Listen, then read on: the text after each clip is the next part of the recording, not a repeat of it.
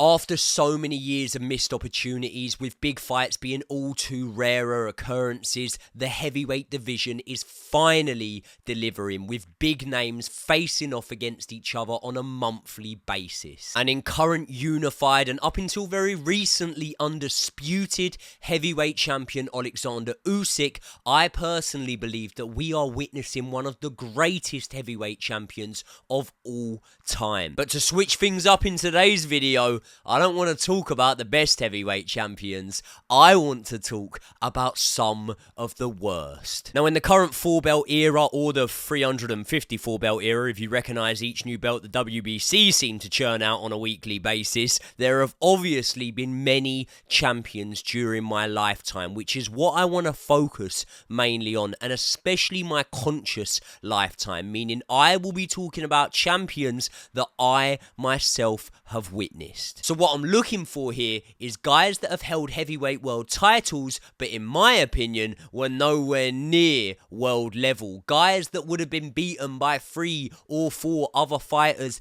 in the weight division at the time, and guys that did nothing in the way of either winning or defending that heavyweight world title. So without any further ado, I have boiled it down to 4 heavyweight champions, and I want you guys to let me know in the comments section who I have missed, if any, and most importantly, who was the worst of these heavyweight world champions. Now let's start off with the most obvious, surely, especially in recent memory, and it is the man who walks this earth like a god. I walk this earth like a god. And that man is Charles Martin. Because Martin won the vacant IBF title against Glazkov, and at the time, Glazkov going into the fight was actually somewhat more proven than the American godlike figure in Southpaw Charles Martin. And Martin came into the fight with a record of 22 wins and 1 draw, whereas Glazkov came in with a very, very similar record of 21 wins and 1 draw. But Martin's record was definitely not deserving of any real accolade, let alone a heavyweight world title shot, and upon looking at his record, going in, he had beaten absolutely nobody of any note. I'd say his best win at that time was Joey Dawejko, maybe, who some of you may know, some of you may not know. For me, Joey Dawejko is like a homeless man's version of Andy Ruiz Jr. A small, chubby heavyweight with pretty fast hands who at the time of fighting Charles Martin had already lost twice and drawn twice. One of those draws, by the way, coming to Jarrell Big Baby Miller. But that was in a 4-rounder where Miller was deducted 2 points, so I'll let you lot be the judge on that one. Now, I watched that fight back recently, and Martin did manage to drop Dawejko, and shortly after, Dawejko retired on his stool. Now, I know what you're thinking, why the fuck are we giving Charles Martin any credit for beating this fella? But, to be fair to Dawejko, he did go the distance and give good accounts against Ja Rule lookalike, Amir Mansour, Bryant Jennings, Sergey Kuzman, Frank Sanchez, all decent enough heavyweights. So the fact that Charles Martin was able to stop him, you could argue, was somewhat impressive, but not that impressive, because for my money, that was the only win that had even the most slight bit of significance on Charles Martin's record going into the fight against Glazkov. Whereas Glazkov had a draw with 35-0 at the time, Malik Scott, as well as beating former cruiserweight champions in Thomas Adamek and Steve Cunningham, and therefore had the more notable record going into this fight. But then came the fight, and there's a reason why this fight goes down as one of the worst heavyweight world title fights in the history of the sport. And that's because nothing even happened. I'm not joking, by the way. Literally, nothing happened. Very little shots landed by either man. I had Glazkov winning the first 2 rounds, with the official scoring judges being split. One having it level, one having it 2 to Glazkov, and the other having it 2 to Charles Martin. Either way, if you're thinking about watching the fight back, I'll give you a little spoiler alert here. Skip the first 2 rounds, they're absolutely shit. The 3rd round is where it got somewhat interesting, because Charles Martin lands a lovely right hook and puts the Ukrainian down. Or at least that's what I thought happened when I was watching it live, because upon watching it back, the replay showed that 1, the hook didn't even land, and 2, Glazkov very clearly injured himself and therefore was unable to continue, meaning that Charles Martin was crowned the IBF Heavyweight World Champion. And I've got to be fair to Charles Martin, he wasn't boxing badly, and you can forgive him for feeling that maybe he did legitimately damage Glazkov. But even once seeing the incident played back after the fight, Martin had this to say. Did you notice anything that might have happened earlier in the fight that caused that knee to have the problem when it ended? Not really. When I hit him, I guess the force of, him. Well, you actually didn't connect on that. You didn't connect. No, he didn't. No, but I'm saying, just anywhere I hit, anywhere I land, it's enough force. I hit him in the body and his legs will fly out. Back of him. It's true. Now, if that's not dishonesty, then I don't know what is, because even Stevie fucking Wonder could see that shot didn't land. And the injuries were actually so severe that Glazkov was forced into retirement immediately after this fight, after being diagnosed with a torn anterior cruciate ligament in his right knee, as well as a dislocated knee and a torn meniscus. But I suppose you could give Martin the benefit of the doubt and say next time out is the opportunity to really prove yourself. And what better opportunity than to take on up and coming British superstar Anthony Joshua. Martin travelled to the UK for this one. He was paid handsomely, and it was a good job he was, because the second that AJ started letting even single shots go, Martin went. Charles Martin was dropped with a straight right hand in the second round and stopped shortly after, meaning that he only held that IBF world title for just 3 months. And that for me has to be why Charles Martin makes this list. He had beaten no one, he won the title on a technicality, and he cashed in on it at the first possible opportunity to do so. But to end the video there would just be a bit shit, really, wouldn't it? Because Charles Martin is so obviously the clear and favourite option for this. So why don't we look at a few of the other notable contenders, and in doing so, we can decide who the worst of all of them is. Which moves us on to the beast from the east, a 7-foot man mountain with an 85-inch reach and enough chest hair to carpet the whole of Buckingham Palace, and that is Nikolai Valuev. Now, to be fair, much like a couple of men in this list, Nikolai Valuev is kind of the victim of the fact that he fought in an era where there weren't really any great heavyweights, were there? Like, there were the Klitschko brothers, which he fought neither of. You had fighters like John Ruiz, who I understand was a decent heavyweight at one point, but by the time that Nikolai Valuev fought him, he had already lost 7 times. One of those losses being a first-round knockout to David Tua. Chagayev, he was hardly great, was he? And he even managed to beat Nikolai Valuev. And then you had Evander Holyfield, who was still knocking about, at least, 10, 15 years past his prime. And the point I'm trying to make here is that despite boasting a somewhat impressive record, none of the guys that Nikolai Valuev genuinely beat would make it anywhere near the current top 10 in today's heavyweight division, in my opinion. Now, in 2008, Valuev took on John Ruiz for the second time, and this time, the WBA heavyweight world title was on the line. And after 12 rounds, the Russian man was awarded a unanimous decision. Now, by the way, many people did actually question the legitimacy of that decision, but we give old Nicky the benefit of the doubt here. In the next fight, however, we won't be giving him any benefit of the doubt when Nikolai Valuev took on 46-year-old Evander Holyfield. And as I say, this was a Holyfield that was well past his sell-by date, 20 years on from winning his first world title, and the former heavyweight and cruiserweight champion, in my opinion,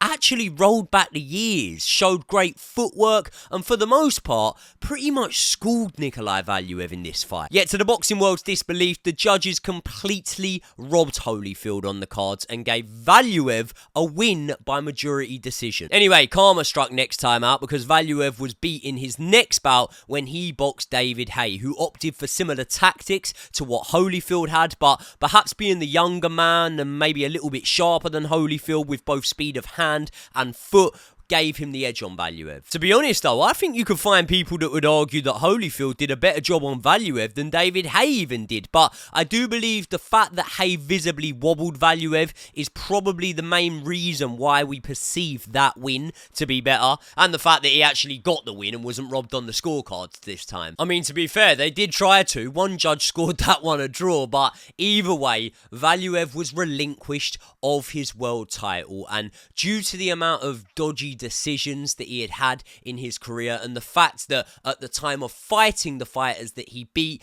I don't believe there were any standout wins or notable names on Valuev's resume, I have to put him on this list. And next up, we have Sergey Lahovic. And I know what some of you are thinking. Who? Because maybe some of the younger audience or maybe the more casual audience won't know who Lahovic even is, but he was a 6'4" Belarusian who won the WBO world title from former Vladimir Klitschko conqueror Layman Brewster. And at the time of fighting Layman Brewster, Lahovic had a decent record with 22 wins and just 1 defeat, albeit that defeat coming by way of knockout when he was floored and counted out after taking a big left hook from a journeyman style fighter in Maurice Harris. But apart from that, Lahovic was decent enough by sort of 2000s heavyweight standards. He was brave, he came forward, he always turned up for a fight, but I think that's just about enough praise we could really give the Belarus man, because at the time of fighting Layman Brewster, he had literally fought no one. And let's just call it for what it is here, man. Layman Brewster is a man who was famous for stopping a young Vladimir Klitschko in the 5th round after being outboxed and even dropped in the 4 rounds before. And there's a reason why we remember that fight, isn't there? Because it was a shock, and the biggest shock was the fact that Brewster managed to pull a rabbit out of the hat after being thoroughly outboxed for the duration of the fight. Now, after winning that fight, Brewster made 2 defenses of his title, including a 1st round knockout of Andrew Golota, who had suffered multiple losses at the time, but had also proven his ability against Riddick Bowe, and therefore you do have to give him a little bit of credit for that one. Although I do say just a little bit of credit, because those 2 Bowe fights were nearly a decade earlier than this fight, and he had also been stopped within 1 round by Lennox Lewis. He had been stopped within 2 rounds by Mike Tyson. He had been stopped by Michael Grant, and obviously when he fought Brewster, he was starched in 1 round. And I know this isn't a video about Golota, but the reason he's relevant is, for me, that's Brewster's best win, barring the Klitschko upset, which was obviously avenged a few years later when Vlad stopped him within 6 rounds. So you could argue that Lahovic won his world title off of a man who, yes, was a big puncher, but at the same time wasn't really the greatest of heavyweights either. But I still don't think that you can take away the fact that Lahovic beat a man who beat Vladimir Klitschko, and in the way that he beat him was even more impressive, because this fight was an absolute slugfest. And I know that a fair few of you won't have watched Lahovic versus Brewster, so if you've got a minute, go and watch that fight, because it's honestly a classic. Lahovic even survived the 7th round knockdown, and after 12 entertaining rounds, he was given the unanimous decision win. But Lahovic makes this list for me because of the fact that within 6 months of winning his title, he lost it, being stopped by Shannon Briggs. And after that, he never won another fight of note, really. He lost to the likes of Valuev, Helenius, Andy Ruiz Jr., Bryant Jennings, and even Deontay Wilder within 1 round, which at the time was one of the most concerning and scary knockouts that I had ever seen. And last but definitely not least, or maybe least, is good old Bermane Stiverne. And let's be honest, this fella was pretty rubbish as well, wasn't he? But let me bring you back to what I said earlier about the fact that around this time, you know, the mid to late stages of the Klitschko era, there really wasn't many decent heavyweights or any decent heavyweights about, and therefore you can only really beat what is put in front of you. It wasn't really until maybe Povetkin came along, Pulev came along, and then definitely the likes of Anthony Joshua and Tyson Fury that the heavyweight division really started to build momentum and gain excitement. excitement. Now, Stiverne got his world title shot against Chris Arreola, and at the time of that fight, he had a record of 22 wins,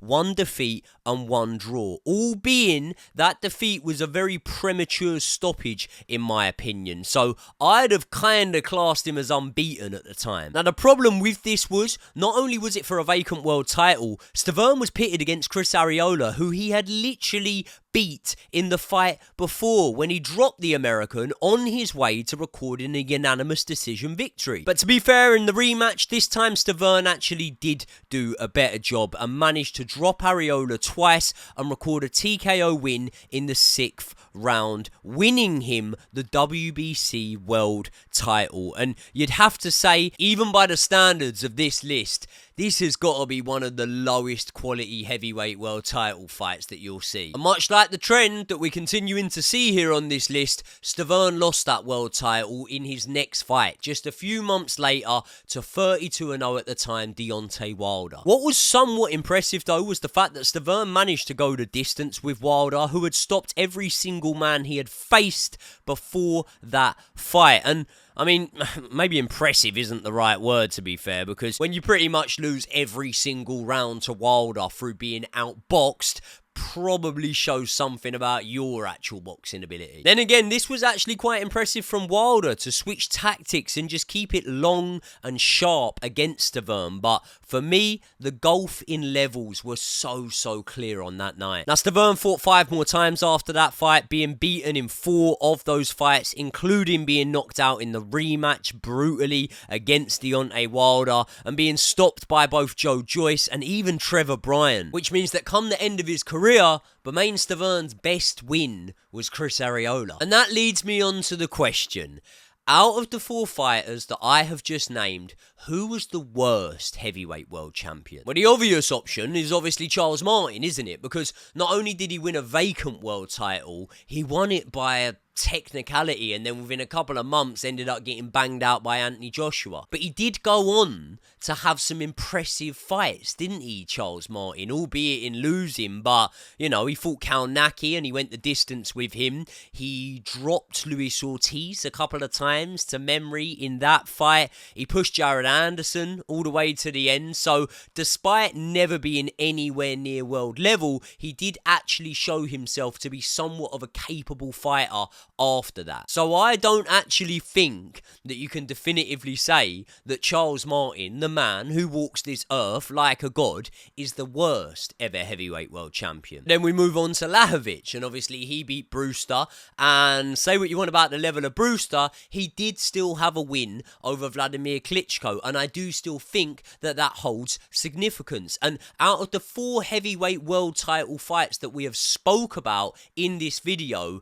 Blachowicz against Brewster was easily the most entertaining out of all of those fights. And he also gave Shannon Briggs quite a good fight before eventually being stopped in the 12th round. And despite losing every single notable other fight that he ever had, he also took Andy Ruiz Jr. the distance. So for those reasons, again, I don't think that you can call Blachowicz the worst on this list. So for me, it then becomes a shootout between Valiev and Bermane Stiverne. And it should be a foregone conclusion here, shouldn't it? Because when you look at Stiverne, he was pretty awful in terms of world level. He never really beat anyone, but at least I can't remember Stiverne getting many robbery decisions. And that's definitely not something that you can say about Valiev. But then at least Valiev went the distance with David Haye, with Holyfield, with Blachowicz, John Ruiz and Chagayev. And despite winning and losing some of those fights, he was never dropped. He was never stopped, which instantly shows you that he had better punch resistance